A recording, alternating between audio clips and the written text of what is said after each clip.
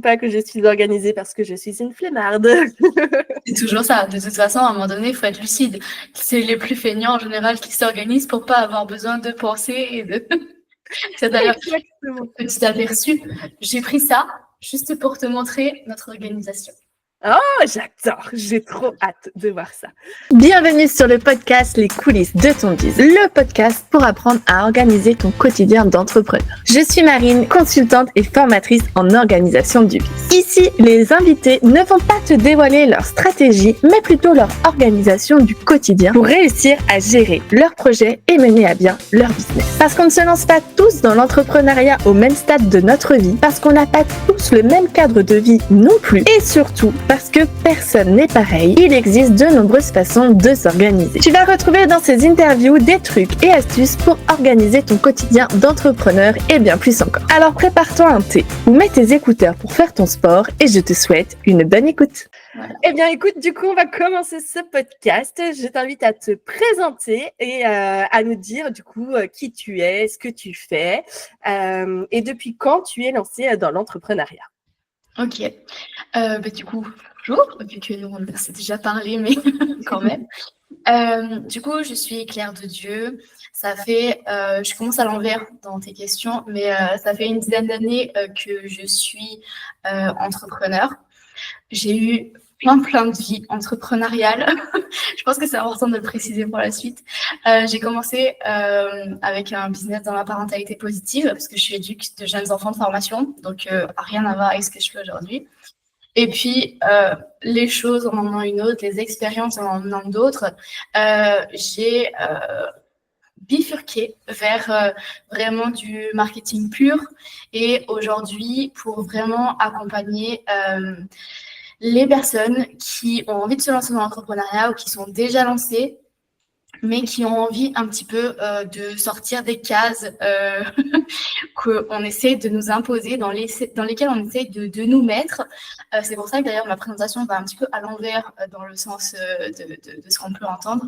Et voilà, j'ai envie finalement de prendre le contre-pied des injonctions entrepreneuriales et de montrer que c'est possible de réussir autrement, de montrer qu'on peut créer notre vie sur mesure, qu'on n'est pas obligé de suivre les standards, les méthodes toutes faites et ce qu'on nous dit qui fonctionne à tous les coups. Sinon, si ça marche pas, c'est que c'est nous qui avons mal fait quelque chose. J'ai envie de prendre le contre-pied de ça et de montrer que c'est possible de réussir autrement en s'écoutant, en renouant avec notre intuition. Et voilà, en étant nous-mêmes, en ayant un business humain et éthique. Éthique autant pour les autres que pour nous, quoi. Ouais, je suis complètement convaincue par ta démarche, Claire. Moi, je le prône partout. D'un point de vue organisation, parce que moi, ça, c'est ma partie à moi, une organisation, il y a des milliers de méthodes qui fonctionnent, mais ce n'est pas parce qu'elles fonctionnent pour les autres qu'elles vont fonctionner pour soi, en fait. Il faut trouver, en fait, comme tu dis, sa patte, sa façon de travailler, sa façon de s'organiser. Et pareil, dans le marketing, souvent, on parle de la brown voice. Je pense qu'un coup que tu l'as trouvé, un coup que tu as ta patte, que tu sais t'exprimer selon toi-même, en fait, et pas en copiant l'autre, c'est là qu'en fait, tu vas vraiment commencer à exploser parce que le fait que tu n'aies pas à jouer le rôle de quelqu'un ou autre, ça change tout, en fait, pour toi. C'est ça. Mais en fait, c'est hyper difficile, je trouve, et c'est surtout hyper culpabilisant. Parce que du coup, quand tu te lances dans ce nouveau monde qui est l'entrepreneuriat, quand tu n'y connais rien et que vraiment tu manques déjà de confiance, tu es un peu fébrile dans cette période-là, du coup, tu as envie quand même d'écouter ceux qui ont réussi. Tu as envie, comme on te dit, inspire-toi de ceux qui ont réussi et en gros, fais pareil. Enfin, tu vois, fais la même méthode, essaie d'avoir la même vie, raisonne pareil, etc.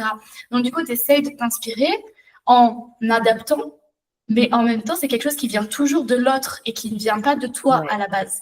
Et je pense que c'est là où est l'erreur, parce qu'au final, si tu passes ne serait-ce qu'une journée sur Instagram, tu vas entendre 1000 méthodes différentes, 1000 arguments contraires. Et c'est là où il faut arriver à avoir finalement un peu plus de libre arbitre, ce qui est hyper difficile quand on manque de confiance et qu'on est dans cette période-là. Mais du coup, à avoir cette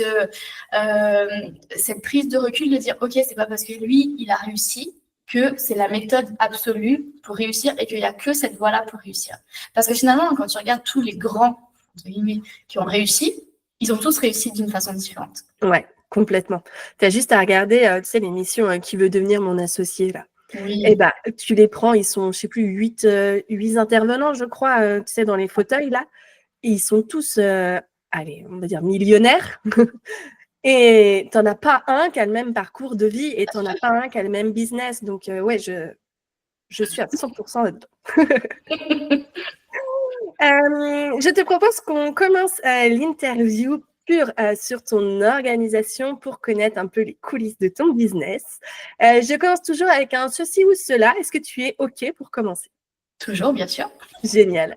Alors, tu es thé ou café?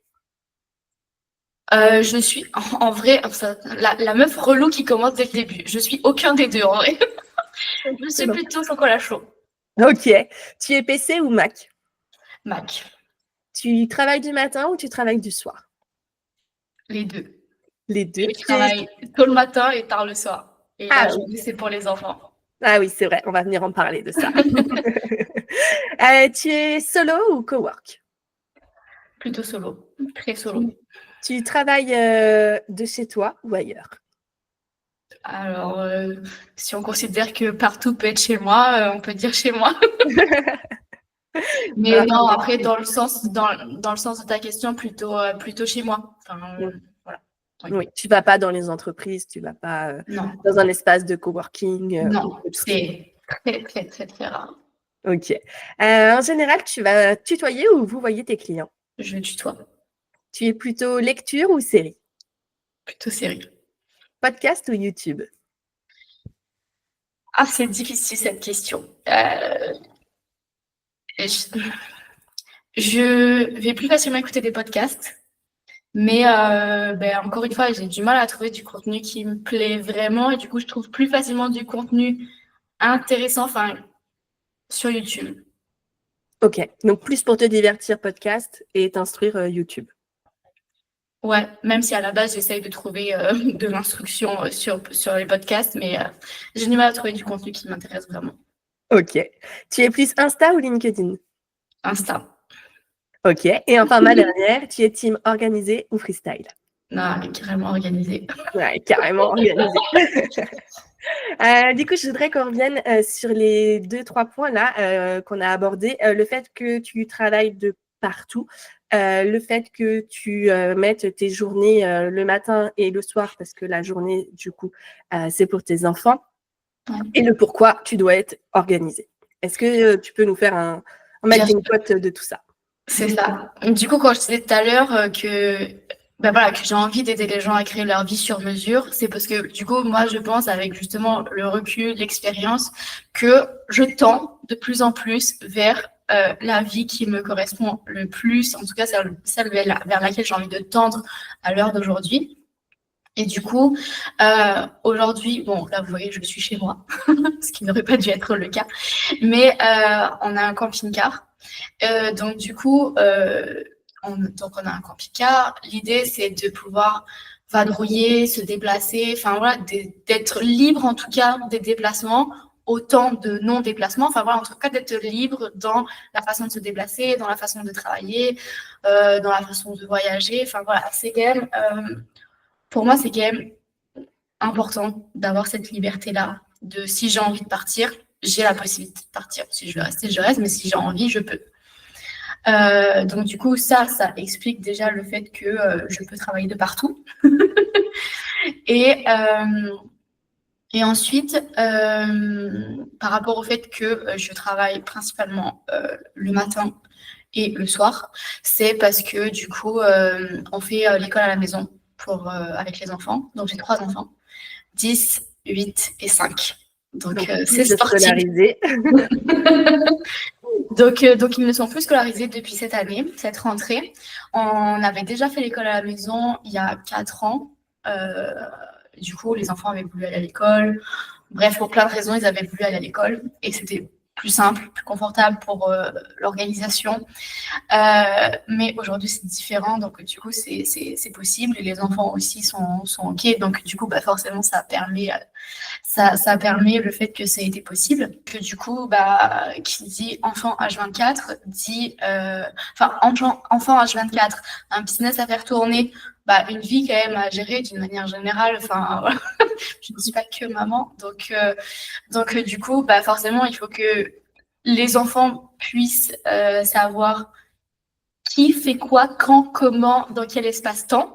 Parce que c'est hyper important pour eux d'être structurés. Et donc, pour être structurés dans leur pensée, bah, il faut que leur espace soit structuré autant physiquement que voilà, par l'organisation. Mais du coup, ouais, c'est pour ça que c'est important d'être organisé, pour qu'ils puissent savoir aussi, voilà, ça pour moi, quand je suis pas disponible pour eux, qu'il y a un début, il y a une fin. Et moi, ça me permet aussi de me dire, OK, j'ai un début et j'ai une fin en temps de boulot. Donc, du coup, tu te débrouilles comme tu veux, mais faut que ça tienne. Faut y aller, quoi. Et du coup, est-ce que tu te souviens comment vous en êtes venu à mettre ces plages horaires? Est-ce que c'est quelque chose que tu as testé une fois et c'était bon? Comment vous avez fait? Pas du tout. Pas du tout. Non, pas du tout. Non. Bon, après, je suis quand même quelqu'un de globalement plutôt organisé, mais avec justement ce côté. Justement, c'est pour ça que il y a plein de gens qui, je trouve, opposent organisation et improvisation. Et je pense que c'est deux choses qui n'ont strictement rien à voir, en fait. Parce que moi, dans mon organisation, j'ai plein de place à l'imprévu, plein de place à la spontanéité. Et en fait, c'est ça. Enfin, tu vois, j'ai pas envie d'une vie, justement, officiellement, enfin, sur le papier, quelque chose de libre, pour me réenfermer dans un cadre et dans quelque chose de, justement, hyper enfermant, hyper rigide, hyper strict. C'est pas du tout ça l'objectif. Mais il y a quand même besoin d'un minimum de cadre pour que justement les choses se déroulent bien, que chacun trouve sa place, chacun trouve son rythme, etc. Et donc, du coup, on en est venu à ce planning qui est en période de test, on va pas se mentir. Ah oui, parce que du coup, j'ai pas montré le planning. Pour ceux qui veulent voir, ça ressemble à ça, alors ne prenez pas peur. Hein. Mais voilà, globalement, c'est ça. Ouais, un tableau, donc, tableau Excel. Hein un tableau Excel que tu as complété, en gros, c'est ça? Ouais, voilà, c'est ça. Un tableau Excel, voilà, rien de bien compliqué, juste j'ai mis les heures, j'ai mis vraiment les débuts, les fins, on a mis là-dessus les tâches de chaque enfant, donc chacun a son compte couleur pour savoir qui doit faire quoi, quel jour, à quel moment de la journée, etc. On a mis, qu'est-ce qu'on a mis dessus? On a mis les temps de travail, autant les miens que ceux des enfants. Quand est-ce qu'on fait les courses, quand est-ce qu'on s'occupe de la maison, quand est-ce qu'on a les activités des enfants, quand est-ce qu'on essaye de manger pour avoir un rythme, quand est-ce qu'on se couche, etc. Enfin voilà, ça reste une trame. Évidemment, le but, c'est pas d'être tout le temps la montre, en train de regarder la montre, et se dire « Merde, on est en retard, putain, c'est la galère dès 9h du matin, c'est horrible, vite, dépêchez-vous. » Non, c'est pas ça l'objectif, mais c'est au moins voilà, d'avoir un fil conducteur sur la journée.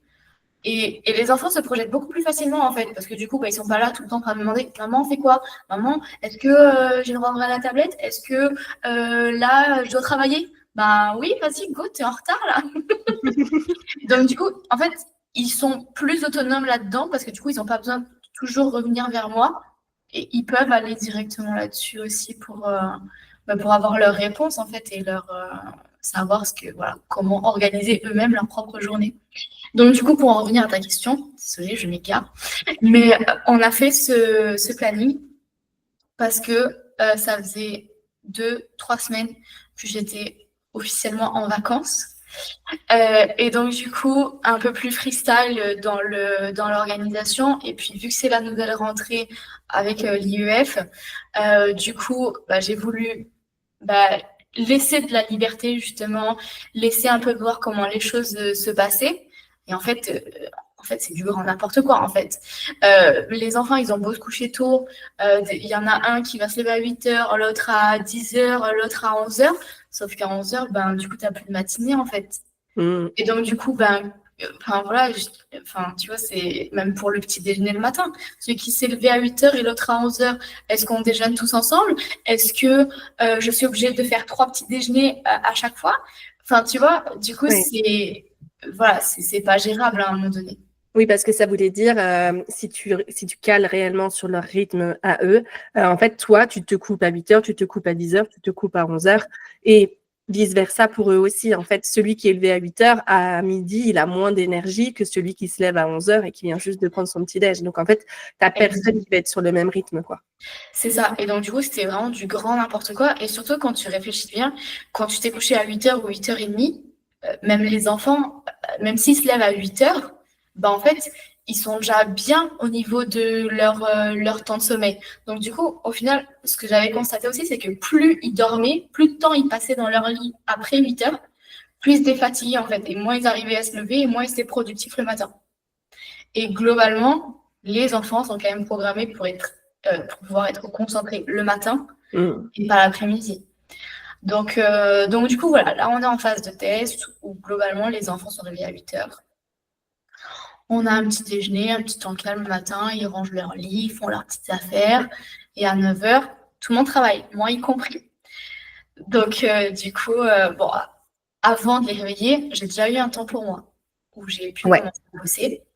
Et après, du coup, le matin, c'est vraiment le temps pour le travail, vraiment. Donc là, en fait, ils sont autonomes dans leur apprentissage ou tu es dans la même pièce qu'eux et tu leur dis quoi faire? Comment ça se passe? Alors, ils sont, bon, on va pas se mentir, que mon dernier qui a 5 ans, qui ne sait pas lire encore, n'est pas du tout autonome. Il a besoin que je lui lise les consignes pour savoir ce qu'il doit faire, sinon ça fonctionne pas.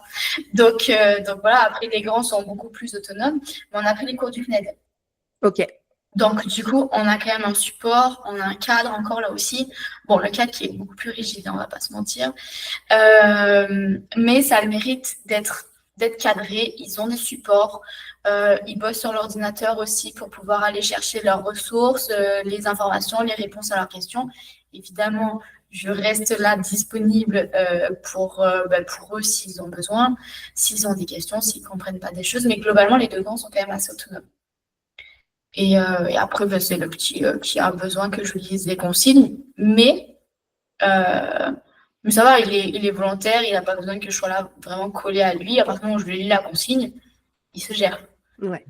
Et après, du coup, ça dure combien de temps à peu près, ce rituel-là de travail, chacun ensemble? Là, l'idée, c'est travailler de 9 à 12, quoi, 3 heures. 3 heures. Après, c'est le temps globalement du repas, un petit temps calme, etc. Et après, les après-midi, oui, le matin, on va essayer de plus travailler les matières vraiment importantes qui demandent de l'attention. Donc, du coup, maths, français et l'histoire géo, par exemple, tu vois. Et après, les après-midi, ça va être plus loisir. Donc, les après-midi, c'est les moments où on va aller, par exemple, voir d'autres enfants qui sont en IEF, où on va faire des sorties, on va aller au parc, on va faire plus des activités manuelles, etc. Donc voilà, moi aussi, c'est le moment en général où je bosse par l'après-midi. Ok. Pas ou très peu. Et après, du coup, toi, tu renchaînes le soir après le repas, c'est ça? Ouais. Quand il n'y a pas d'activité, le soir, les enfants sont couchés, ou en tout cas, je ne suis plus disponible à partir de 20h. Et ensuite, j'ai 2 heures à peu près le soir pour travailler, où je sais que je suis encore productive. Après, passer 2 heures, ça ne sert plus à rien. Ouais, du coup, ça te fait en moyenne 5 heures de travail par jour? En moyenne 6, parce que j'ai 1 heure le matin avant de les réveiller. Mais voilà, c'est un maximum, parce qu'après, je sais que le matin, c'est 3 heures. C'est 3 heures. Aléatoire. Voilà. Ça dépend de ce qu'ils ont à bosser, ça dépend de leur énergie à bosser aussi.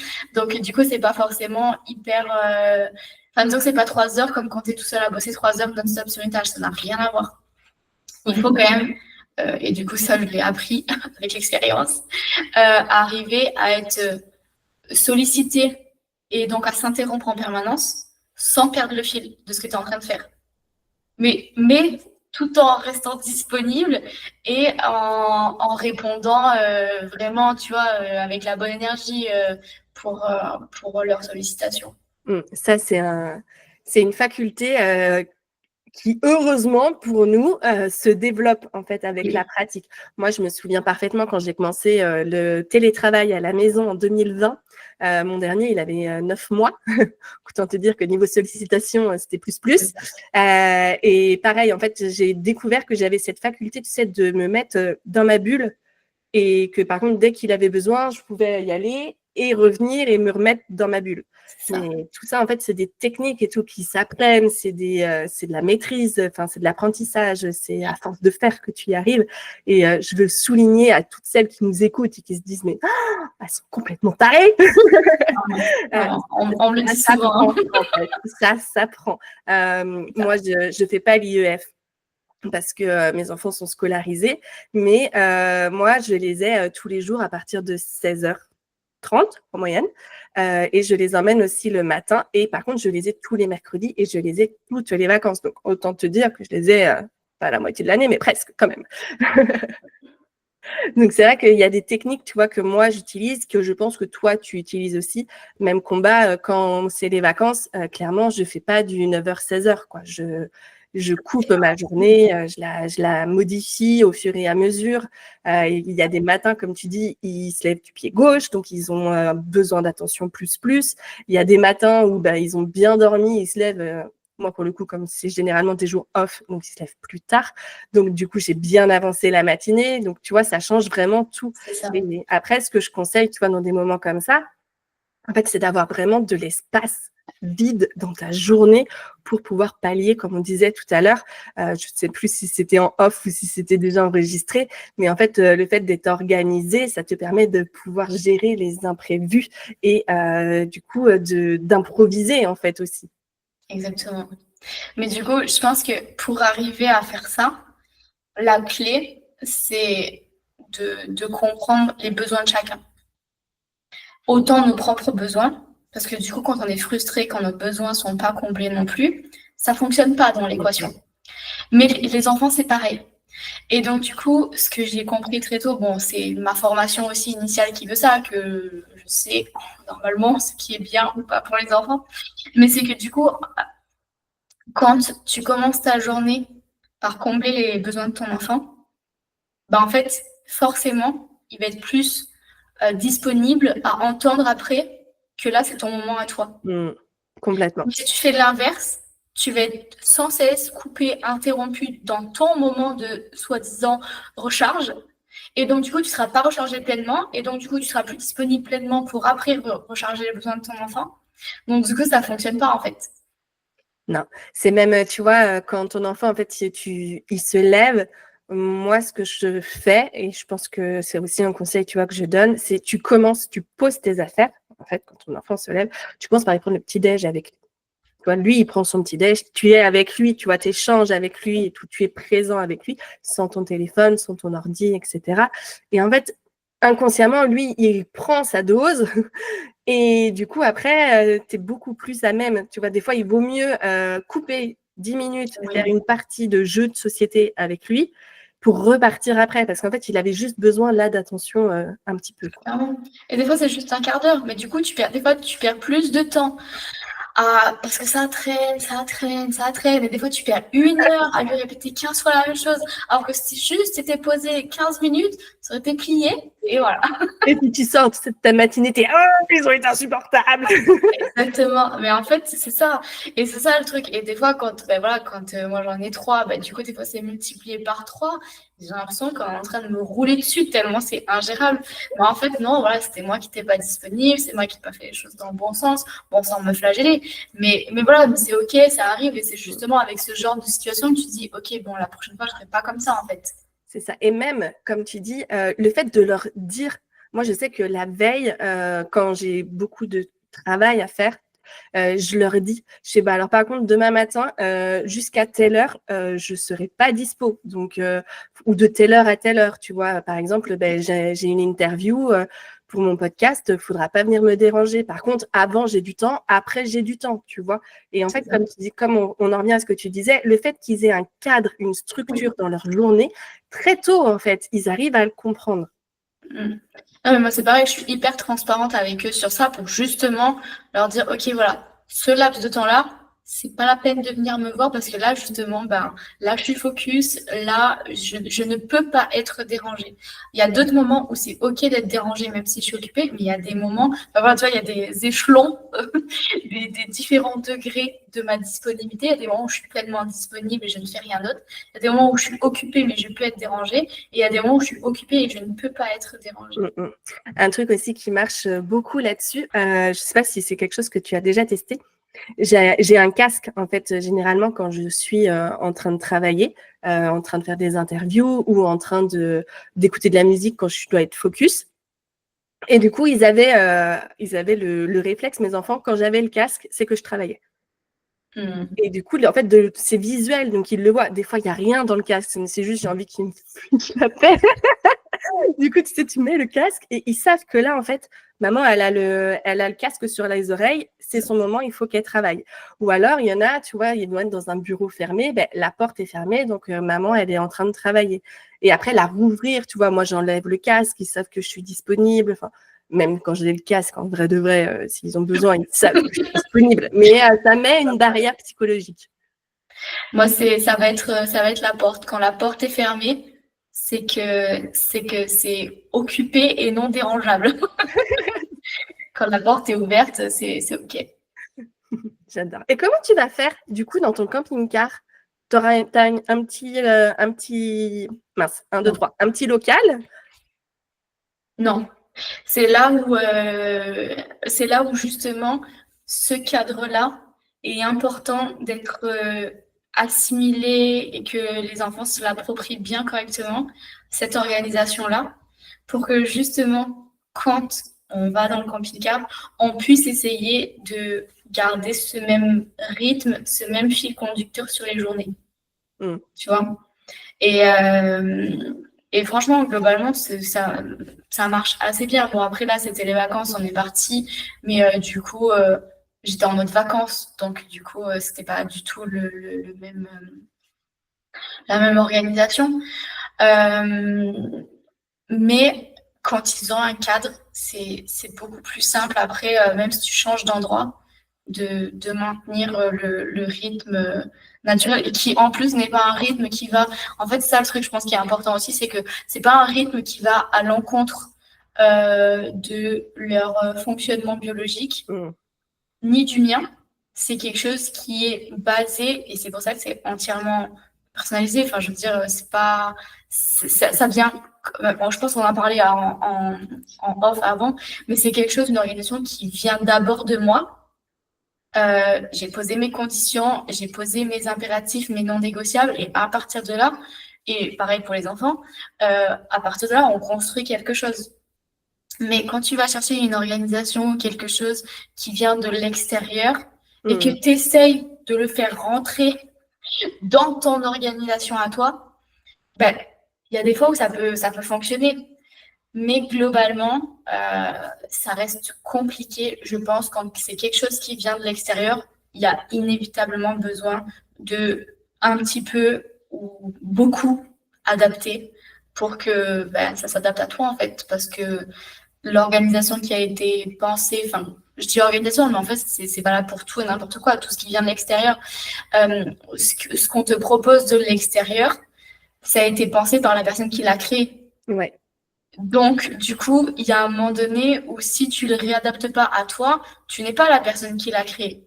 Donc, du coup, c'est inévitable que tu aies besoin de réadapter, à part si la personne l'a créé en pensant pour que ce soit, enfin voilà, pour que ce soit pas quelque chose de figé, mais justement quelque chose d'adaptable. Et je suis curieuse de savoir, ton mari, il fait l'IEF aussi, il est entrepreneur aussi, c'est adapté aussi à son rythme, comment ça se passe?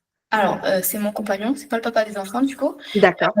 parce que du coup, leur papa les récupère un week-end sur deux. Et du coup, oui, il est aussi entrepreneur, donc du coup, il peut prendre le relais à certains moments aussi sur l'IEF, mais globalement, pendant longtemps, c'est moi qui l'ai géré seule. Ok.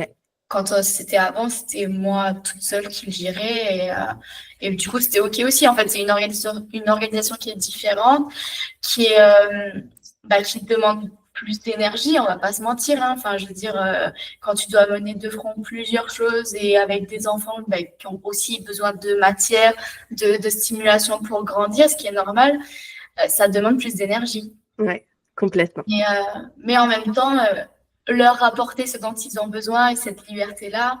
Et justement, quand on sort, quand on fait des activités, quand on rencontre d'autres gens, ça peut être des moments où les enfants sont occupés avec d'autres enfants et où toi, tu peux te retrouver plus disponible aussi. Complètement. Complètement. Je voudrais qu'on revienne du coup sur l'organisation à proprement parler de ton business. On a parlé là des horaires, des blocs de temps, pardon, clés dans ta semaine. Déjà, on n'a pas dit, est-ce que tu travailles 7 jours sur 7, 5 jours sur 7 comment vous vous organisez? Bah, alors, en vrai, c'est pas une réponse pas du tout standard. Je ne travaille pas 5 jours sur 7 avec mes petits week-ends le samedi et le dimanche. Je travaille globalement. En fait, je fais en sorte. Ça m'est égal de travailler 7 jours sur 7. Mais justement, si dans la semaine, j'ai la sensation d'avoir ma liberté, en fait. Enfin, tu vois, j'ai pas besoin de me dire, j'ai besoin d'attendre le week-end Ouais, pour prendre ta journée. profiter, pour avoir du temps pour moi, etc. Non, en fait, j'ai du temps pour moi, pour mes enfants, dans la semaine, en fait. Donc, du coup, j'ai plus de rythme de week-end, de vacances, de choses comme ça. Donc, pour moi, c'est complètement OK de bosser 7 jours sur 7. Ok, cool. Je m'attendais à ce genre de retour. Effectivement, comme tu dis, le fait que dans ta journée, en fait, déjà, tu profites de tes enfants, tu profites aussi pour toi, tu as du temps pour toi. C'est complètement différent de quelqu'un qui va faire 10 heures par jour, du lundi au vendredi. À un moment donné, il faut que la soupape, elle lâche. Donc, quand on s'organise comme ça, effectivement, oui, tu peux travailler tous les jours de la semaine, sachant que finalement, tu n'es pas H24 sur ton business. Et surtout, ce qui est important de préciser, c'est que j'ai pas la sensation de travailler dans le sens où ce que je fais, c'est pour moi épanouissant et c'est quelque chose que je fais vraiment avec les tripes, hein, tu vois. Donc, du coup, j'ai pas cette sensation de devoir me mettre au travail. Je le fais parce que ça me stimule intellectuellement, parce qu'en fait, je suis complètement alignée avec ce que je fais. Complètement. Je vois complètement le ressenti. Je me retrouve tellement. Dis-moi, du coup, dans ton organisation, là, au quotidien, enfin, on va plus parler peut-être à la semaine ou au mois, d'ailleurs, je ne sais pas comment tu vas nous dire. Comment tu vas gérer toute ta partie administrative, ta partie pour gérer tes projets, ta communication? Comment tu t'organises pour faire ça? Alors, j'ai un méga Notion. Parce que du coup, j'avais répondu à un de tes posts et je sais plus comment c'était, mais du coup, tu m'as demandé si j'étais team Notion ou quoi. Et oui, clairement, je suis team Notion. Donc, Notion, c'est toute ma vie. J'ai toute ma vie dans Notion. J'ai autant mes projets perso que pro, surtout pro, mais voilà. Et du coup, toute mon organisation est sur Notion, mais vraiment tout. Ma gestion de clients, quand je me mets au boulot, la première chose que je fais, c'est regarder ce que j'ai à faire sur Notion. Tu as j'allais dire ton Google Agenda, ton calendar Notion dessus aussi. Tu as ta boîte mail dessus aussi. Non, je n'ai pas mis la boîte mail. Ouais. Ça, j'ai tout sur Google et puis ça fonctionne très bien. Donc, du coup, j'ai pas envie de tout changer. Mais ouais, j'ai Notion Calendar et franchement, du coup, je l'ai sur le téléphone. Donc, du coup, je peux déjà anticiper quand je vais mettre au boulot. Je peux déjà regarder ce que j'ai à faire. Et puis, ouais, en fait, j'ai vraiment toutes mes tâches, des tâches récurrentes qui viennent se mettre. J'ai toutes mes tâches pour la gestion de mes clients, ma création de contenu, je sais quand est-ce que je dois faire quoi. Tous mes projets marketing sont sur Notion. Tout mon CRM est sur Notion. Enfin, vraiment, tout est sur Notion. Génial. Je ne te le demanderai pas, mais j'aimerais te le De demander. quoi? Ah oui, je peux te partager mon écran si tu veux. Ben, je veux bien, ouais, si c'est possible. Je flouterai les choses que tu veux pas qui apparaissent après. Il n'y a rien de bien confidentiel. Hein. De toute façon, ça reste une organisation entrepreneuriale. Enfin, voilà. Oui. Donc, alors, afficher mon écran. Voilà, magnifique. Alors, du coup, ça se présente comme ça. Donc, ça, je l'utilise de moins en moins. Mais bon, en général, j'ai mes tâches en détail sur la semaine. Donc, du coup, j'ai un visu. Là, par exemple, je suis en retard sur mes tâches. On ne le dira pas. Voilà, mais ça ne se dit pas, c'est pas grave. Là, normalement, j'ai mes leads à contacter, donc ça, on va éviter de le montrer par contre. Voilà. Donc, du coup, j'ai toute ma to-do, tout ce qui concerne ma communication, mes objectifs, mes projets, mon CRM, tout ce qui concerne un petit peu mon business, vraiment un petit peu mon identité sur mon business, mes offres, mon suivi financier, ma gestion de devis, tout ce qui va être un peu opérationnel, le suivi client. Voilà, là, je me suis fait un truc il n'y a pas longtemps. Mince, putain, j'ai perdu mon écouteur. Pardon, excuse-moi. Je t'en prie. Je me suis fait ça justement sur Notion et je trouve ça juste merveilleux. C'est de pouvoir arriver à savoir à quel moment j'ai de la disponibilité sur les semaines et les mois à venir. Donc, du coup, je vois de manière assez limpide, j'ai défini combien de temps j'avais pour mes clients par semaine. Et du coup, avec les clients que je rentre, j'estime le temps de travail que ça va me prendre par semaine. Et comme ça, je peux savoir jusqu'à quand je vais travailler avec eux. Et donc, du coup, jusqu'à où je n'ai plus de disponibilité, tu vois. C'est extraordinaire d'arriver à faire ça. Ça veut dire quand même que ça te demande la capacité d'avoir analysé plusieurs missions de tes clients. Et là, maintenant, en fait, d'avoir entre guillemets, une routine avec tes clients. Et en fait, tu l'as fait sous forme, je pense, de rétro-planning, de calendrier comme ça. Ouais. Je te montrerai après si tu veux. On peut commencer par le début et je te montre après. Enfin, en fait, c'est vraiment les fonctions basiques, entre guillemets, de Notion. Ouais. Mais du coup, poussées à la personnalisation maximale par rapport à mon besoin. Exactement. De toute façon, Notion, moi, c'est ce que je dis dans la formation que je donne. Notion, c'est un outil qui peut s'utiliser de façon très, très simple et qui est extraordinaire. Déjà, moi, j'ai toujours la version gratuite de Notion et ça fait 4 ans que j'utilise Notion. Et pareil, j'ai un Notion qui est tout est relié, tout est au bon endroit, etc. Et tout est adapté à ma façon d'être. L'espace Notion qui est dans ma formation, clairement, ce n'est pas le mien. C'en est un qui est adaptable à tout le monde. Après, les gens, ils vont le personnifier et ils peuvent très bien arriver à quelque chose comme toi en partant de ce que moi, je leur ai proposé. C'est plus, en fait, des bases standards qu'ils ont à l'intérieur, tu vois. Et après, tu testes, tu adaptes et tu refais et tu te poses à un moment donné. Exactement. Pour te dire, mais c'est bien ce qui est bien, c'est de commencer, je pense, par des templates, parce que moi aussi, j'ai commencé par là. Et en fait, de voir à quel moment il y a des frictions, à quel moment ça ne te convient plus. Et du coup, à partir du moment où tu vois que ça ne te convient plus, ok, bah du coup, tu bascules en mode solution. Ok, si ça ne me convient plus, pourquoi? Et pourquoi ça ne me convient plus? Du coup, de quoi j'ai besoin pour arriver à avoir quelque chose qui me convient plus? Et donc, du coup, bah, c'est comme ça au fur et à mesure que tu testes, et tu arrives à quelque chose qui colle parfaitement à ce que tu as besoin d'avoir, en fait. Complètement. Donc, du coup, faisons le tour rapidement. Hein. Donc là, j'ai mes to-do. Donc, il y a les noms de mes clients avec super. Donc, ça, par exemple, tu pourras flouter. Je masquerai. Donc, il y a les noms des clients. Donc, ça, c'était la semaine dernière. Donc, je suis très en retard sur ce que j'ai à faire. Mais voilà. Donc, là, j'ai mes tâches clients. Donc, ça, c'est vraiment ma gestion, ma to-do. Ensuite, je te montrerai mon Notion Calendar. Là, je me suis mis des blocs pour travailler. Donc, comme ça, je sais à quel moment je travaille sur quoi. Je te montrerai après. Je pense que c'est hyper intéressant pour ceux qui nous regardent ou qui nous écoutent. Du coup, là, j'ai toute ma partie communication. Donc, du coup, dans la partie communication, j'ai mes différents canaux, les canaux que j'utilise. Ouais.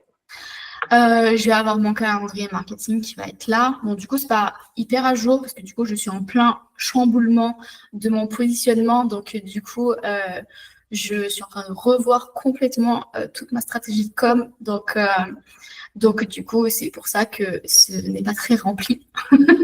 Mais c'est amené à se remplir très vite. Du coup, là, je me suis fait aussi un onglet recyclage. Donc, avec tous mes précédents contenus, je peux noter ceux qui ont le plus performé et donc, du coup, les recycler. Ouais, complètement. Ça, c'est vraiment quelque chose qui gagne du temps. On n'a pas besoin de réinventer la roue à chaque fois. Vous prenez le même poste, des fois, vous changez la couleur et basta. Mais en fait, ce qui est intéressant, c'est quand un poste fonctionne, en général, c'est que l'accroche, c'est bonne. Donc, si l'accroche, c'est bonne, ça veut dire qu'il faut la réutiliser, clairement. Enfin, je veux dire, si tu as trouvé une bonne accroche, il faut la garder. Par contre, tu peux le décliner après en plein de contenu. Si tu avais par exemple une bonne accroche sur un carrousel, tu peux en faire un post. Si tu peux aussi le décliner en faisant un réel. Et un réel, tu peux avoir un réel en facecam, tu peux avoir un réel avec juste une voix off. Enfin, il y a plein de façons de décliner la même accroche. Ouais, il y a même des fois où, tu vois, moi, je m'en sers un post comme ça qui a bien marché et je vais en faire une newsletter. Ou alors une newsletter où j'ai eu beaucoup de retours. Et ben, je me dis, bon, ben, ça, je peux le mettre en post, tu vois. Enfin, du coup, je réinvente pas à l'intérieur, je modifie juste la créa, enfin, le support. Bah, après, moi, ce que je fais, par contre, pour ma création de contenu, je vais avoir un système un peu d'entonnoir, c'est-à-dire que je vais réfléchir à mon sujet principal sur mon canal actif. Et mon canal actif, c'est pas les réseaux sociaux, ça va être mon podcast ou ma newsletter. Et donc, du coup, ce canal, c'est vraiment ce qui me permet de réfléchir à un contenu long qui est pertinent. Et ce contenu long, je peux le décliner sur ma création de contenu sur les réseaux sociaux. Donc, du coup, je fais l'inverse, tu vois. Je pense pas d'abord ma création de contenu sur les réseaux sociaux pour après aller chercher du contenu long sur les podcasts. Je fais l'inverse. Tu pars du contenu long pour aller sur le contenu court, quoi. Exactement. Donc du coup après voilà après sur chaque canal il y a des choses différentes, donc les posts, les réels, le calendrier. Globalement je peux remonter dans les mois pour voir à quoi ça ressemble. Ça remonte à loin, dis donc. Donc voilà, du coup, j'ai des onglets, voilà, c'est des réels, ça a été programmé, c'est un carrousel, c'est plutôt pour viser un post à visibilité, donc aller chercher les non-abonnés, ou plutôt un post pour essayer de convertir les abonnés en clients, ou les engager encore un petit peu plus à leur proposer quelque chose à télécharger. Voilà, il y a différents objectifs pour chaque post. J'aimerais bien du coup là qu'on voit ce que tu disais là, avec les dispos à venir. Ok, cool.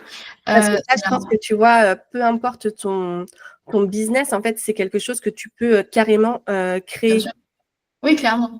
Donc, du coup, tu vois, c'est une simple base de données je crois que c'est Kanban, ce truc-là, je savais comment ça s'appelle.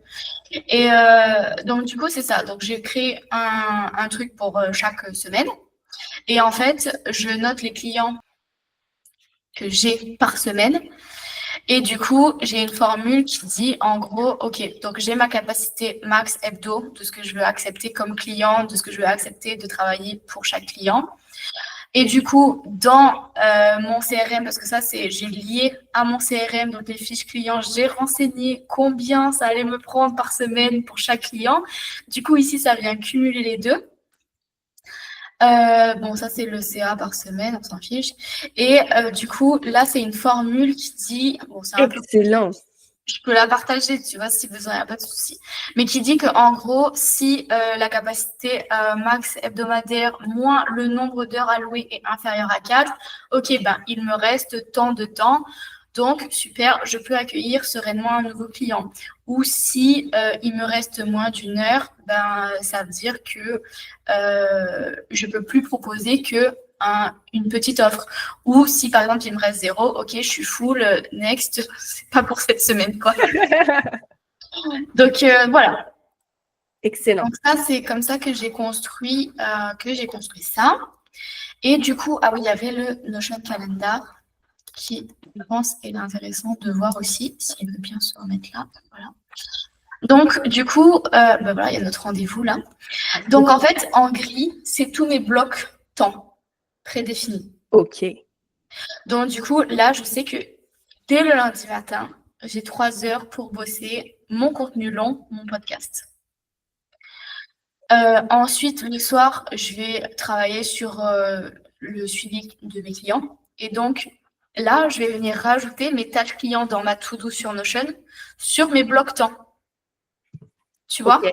Ouais, complètement. Le mardi matin, par exemple, je vais créer à partir de mon contenu long les emails marketing. Je vais venir créer aussi un article de blog pour optimiser mon référencement naturel, etc., le SEO. Donc, du coup, je vais venir transcrire quelque part ou faire, en tout cas sur le même sujet que mon podcast, un article de blog. Le mardi après-midi, je me laisse quand même dispo pour les clients parce que bon, à un moment donné, c'est bien gentil, mais si on fait que de la com, ça marche disponible que le soir après 20h et le matin avant 8h, c'est un peu compliqué. Donc, du coup, je garde quand même, tu vois, un bloc temps en journée normale pour les clients. Le mardi soir, je vais créer 1 ou 2 posts pour les réseaux sociaux parce que c'est pas mon canal principal. Enfin, c'est pas là que je trouve mes clients. En tout cas, c'est pas là que j'ai envie de passer mon temps. C'est vraiment juste pour développer mon autorité, mais je compte pas dessus pour ma visibilité, pour trouver des clients. Ensuite, pareil, mercredi matin, le suivi des clients, donc mes tâches, etc. Ici, bon, après, tous les jours, je me mets des tâches à 20h, tu vois, de 20h à 20h30 pour répondre à mes DM, répondre aux commentaires, etc. pour essayer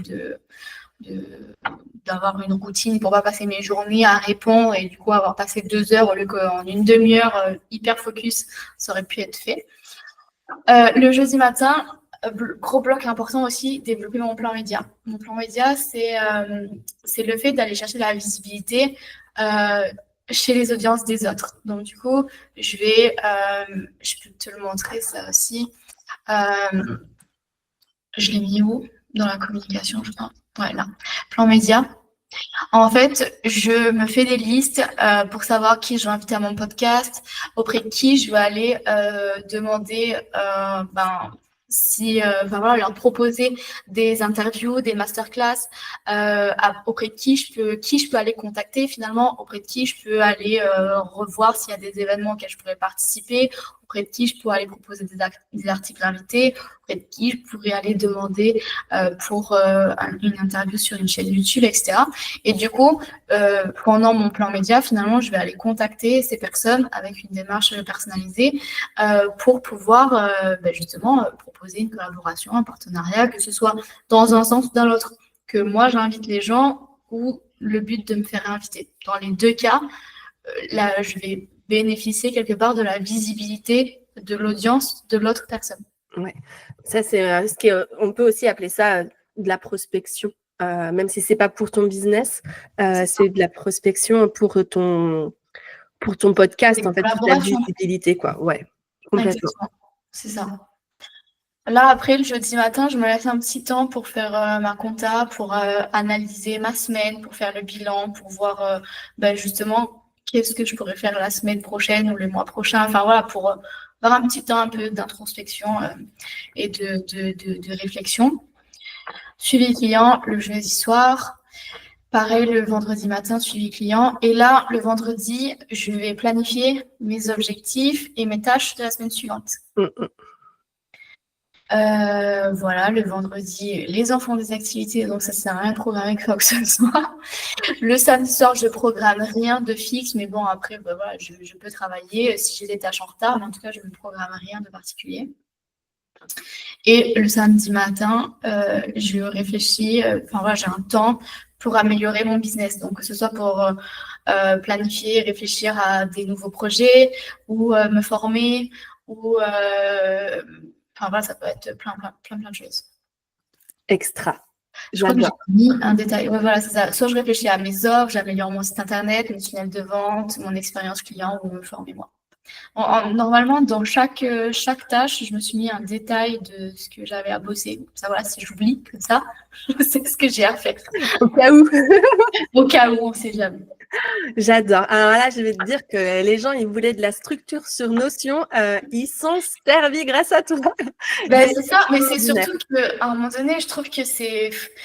En fait, j'en ai marre des gens qui vont dire oui, il faut faire ci, il faut faire ça, mais qu'en même temps, il n'y a rien de concret ou c'est des choses de carrément inaccessibles. Je dis pas que je dis pas du tout, mais vraiment très loin de là, que j'ai la meilleure des organisations. Juste que j'ai des choses en place. Mais tout est optimisable et de toute façon, ce sera jamais parfait. Non. Parce qu'on est des êtres qui évoluent et on évolue en permanence. Donc, du coup, ça te convient à un instant T, mais si ça se trouve, dans 3 mois, ça te convient plus. Et c'est OK, tu vois. Il faut juste garder ce truc de c'est OK de faire évoluer et c'est OK de faire évoluer ton business, c'est OK de faire évoluer ton organisation, c'est OK d'évoluer toi, c'est OK de tout modifier, de changer tes offres, c'est OK en fait. Complètement. Complètement. J'avais, tu vois, cette conversation hier avec une cliente qui me dit, en fait, je remarque que tous les ans, je remets tout en question dans mon business, mes offres, mon contenu. Je lui dis, mais c'est normal, en fait. Tu évolues, tu grandis et ton business, il évolue avec. Mais Tout le monde bouge comme ça et c'est pour ça qu'en fait, tu crées des fois des business plans, tu sais, et tu les fais sur 5 ans. Et en fait, sur 5 ans, tu évolues. Enfin, 5 ans, 3 ou 5 ans. Mais et en fait, ça évolue. Sauf qu'après, quand tu es lancé dans la machine, tu te rappelles pas que tu as fait un business plan au début qui était censé évoluer. Et du coup, tu te surprends à continuer à évoluer. Et souvent, en plus, tu n'évolues pas du tout comme c'était prévu. Mais tant mieux, j'ai envie de dire tant mieux, parce que c'est ça qui est ça en fait. Et je trouve que c'est plus sain finalement d'évoluer en se re-questionnant en permanence, de se demander tout le temps, est-ce que je suis toujours alignée avec ça ou pas? Si c'est le cas, tant mieux, super, on continue. Mais si c'est pas le cas, en fait, c'est pas grave. Justement, si on est entrepreneur, c'est justement pour faire ça, pour nous permettre d'être alignés avec ce qu'on fait. Parce que de toute façon, à un moment donné, si on n'est pas aligné, ça se voit, ça se sent et que ça ne fonctionne pas. On ne vend plus à un moment donné. Ouais, c'est pour ça que moi, je conseille tout le temps, faites au moins un bilan mensuel pour vous poser sur ce que vous venez de faire là, les 4 dernières semaines. Si vous arrivez à la fin du mois que vous êtes complètement cramé, il faut que vous sachiez pourquoi. Il y a un problème. C'est qu'il y a un problème quelque part. Et du coup, pour le savoir, il faut analyser votre business. Je sais que, tu vois, dans ma formation, il y a tout un module qui est sur l'analyse de son business, comment s'organiser justement pour faire cette analyse, parce que c'est vraiment quelque chose qui est primordial. Tu peux avoir la meilleure façon de t'organiser. Si tu n'analyses pas les couacs, tu vas droit dans le mur. C'est ça, de toute façon, à un moment donné, c'est ce que je disais tout à l'heure, c'est qu'à un moment donné, ça sert à rien de forcer les choses, ça sert à rien d'essayer de faire rentrer des trucs dans des cases qui sont pas prévues pour. Enfin, c'est comme si tu essayes de faire rentrer un carré dans un rond, à un moment donné, ça ne marche pas. Tu peux forcer, ça peut rentrer, mais à un moment donné où ça pète et ça ne rentre plus. Donc du coup, ouais, c'est ça, c'est de rester... Mais c'est dur quand même. Et tu vois, c'est pour ça qu'aujourd'hui, ça m'a pris quand même pas mal de temps pour cheminer, pour arriver jusque-là et pour vraiment avoir cet alignement. Mais c'est difficile de pas subir la pression quelque part extérieure. Donc, du coup, les réseaux sociaux, c'est bien, mais je trouve que c'est... Alors, dangereux, c'est peut-être un peu exagéré, mais faut vraiment le prendre avec beaucoup de recul parce que ce qu'on dit, mais ce qu'on n'accepte pas et ce qu'on n'intègre pas suffisamment, je pense, c'est que sur les réseaux sociaux, on nous présente que ce qu'on a bien envie de nous montrer. Exactement. Du coup, à un moment donné, c'est trop facile de croire que, que super, ceux qu'on voit tous réussir, tout est facile, tout cool pour eux. Mais en fait, c'est pas du tout la réalité. Combien de gens je vois dire, j'ai fait je ne sais combien de cas par mois, etc. En vrai, c'est du vent, c'est complètement faux. Enfin, leur truc, c'était un flop total, mais jamais ils te le diront. Non, et puis tu as ceux aussi, tu vois, où justement, ils te disent, tiens, j'ai fait un lancement à 15 000 de CA, c'est extraordinaire, je suis trop content. Ouais, mais cocotte, tu as 17 000 € de frais, en fait, dans ton lancement, donc tu n'es pas rentable. Non, mais c'est ça, c'est exactement ça. C'est comme ceux qui, voilà, qui font 100 cas par mois. Bah, super, ils font 100 cas par mois, ils ont je ne sais combien de clients, mais ils ont 15 personnes qui bossent derrière, ils ont 90 cas de charge. Mais donc, du coup, mais ce business plan-là, mais je n'en veux absolument pas. Mais parce que t'imagines la pression derrière chaque mois pour te dire, là, si je fais pas 90 cas par mois, je ne suis même pas juste rentable. Enfin, c'est même pas être rentable, c'est juste être à l'équilibre. T'imagines? On avait cette conversation, tu vois, l'autre fois avec mon mari où on regardait une entrepreneur et puis il me dit, mais comment elle réussit à faire ça? Et je lui dis, bah, écoute, déjà, on va passer du truc simple. Elle vit à l'hôtel, elle n'a pas d'enfant, donc je pense qu'elle ne fait même pas ses lessives, en fait. Je pense qu'elle a quelqu'un qui fait ses lessives. Elle ne prépare pas à manger. Tu la vois toujours avec des repas, en fait, qu'elle achète.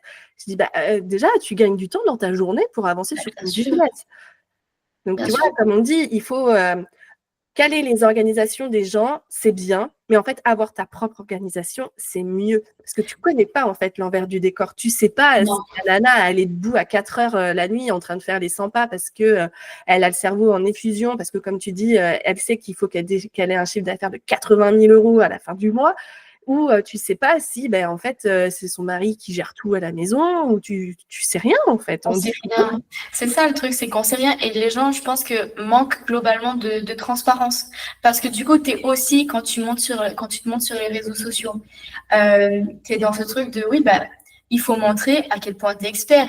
Il faut montrer que, bah, ce que tu dis, bah, c'est vrai, ça fonctionne. Parce que t'imagines un coach business qui dit, bah, je me suis loupé ma stratégie que je vous vends depuis 3 mois. Mais en fait, ça fonctionne pas. En fait, tu vois, faut quand même pouvoir l'assumer, ce discours-là. Mais en même temps, la vérité, c'est ça, c'est que les gens cherchent de la transparence. Tout le monde te dit qu'il faut être éthique, qu'il faut être transparent, que il faut montrer ses faiblesses, que c'est OK, que ci, que là. Mais en vrai, personne ne le fait. Non, Personne ne le c'est fait. Personne ne le fait parce qu'on serait les premiers à dire, non mais attends, t'imagines ce coach business, il s'est viandé pour son lancement, c'est de la grosse merde, et du coup, bah, pourquoi je lui ferais confiance? Mais au final, en fait, c'est juste un être humain, en fait. Ouais. Ce n'est pas un robot, c'est un être humain. Ça va nous amener du coup à la fin du podcast qui aura été riche en organisation, j'adore. Est-ce que tu peux nous dire sur quel réseau justement on peut te retrouver? Sur Instagram, du coup, mon Insta c'est Make, M-A-K-E, avec le tiré du 8, your, tiré du 8, way, tiré du 8, off.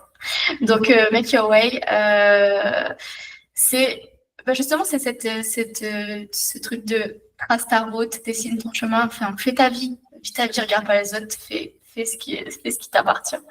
Donc, sur Instagram, c'est ça. Sur LinkedIn aussi, Make Your Way. Et le podcast, c'est libre de choisir. Génial. Je mettrai toutes les notes du coup dans l'épisode. Et si tu avais un livre, une vidéo ou un audio, un podcast à nous conseiller, qu'est-ce que ce serait? Alors, excellente question. Parce que comme je te disais au début, j'ai du mal à trouver du contenu avec lequel je suis vraiment alignée. Mais c'est pas forcément business, mais c'est la démarche, le journalisme, le questionnement, etc., que j'aime beaucoup. C'est le podcast et la chaîne YouTube Légende. Ah oui, que j'ai découvert moi il n'y a pas si longtemps que ça. Voilà. Et ils ont toujours des invités, waouh, enfin, à chaque fois, et du coup, c'est divertissant sur le papier. Mais en vrai, je trouve ça l'enseignement est hyper intéressant parce que du coup, il va chercher des questions hyper intéressantes. C'est toujours très pertinent et j'aime beaucoup l'énergie, j'aime beaucoup la démarche. Je trouve ça hyper respectueux, pas intrusif, c'est pas putaclic et enfin voilà, j'aime beaucoup. Génial. Je vais le mettre du coup à la fin de l'épisode. Enfin, ma dernière question, qui voudrais-tu entendre ici et pourquoi? Une personne qui m'accompagne, c'est Stéphanie Aubry. Elle est psychonutritionniste et je trouve qu'elle a plein de choses à apporter parce que elle a une vision justement de relier un peu dans la même démarche que moi, mais du coup liée à la nutrition, d'adapter ce qu'on mange à nos réels besoins, mais pas juste des besoins. Voilà, c'est pas quelque chose de standard. Elle va vraiment aller chercher la personnalisation, l'adapter à notre vie, à notre réalité. Et du coup, elle est vraiment top. Génial. Bon, bah écoute, je vais aller chercher sur les réseaux cette personne. Je te remercie beaucoup, Claire, pour l'ensemble des partages que tu nous as faits. Merci à toi de m'avoir écouté jusqu'ici également. Si cet épisode vous a plu, je vous invite à le liker et à le partager. Et je vous dis à très vite pour de nouvelles aventures.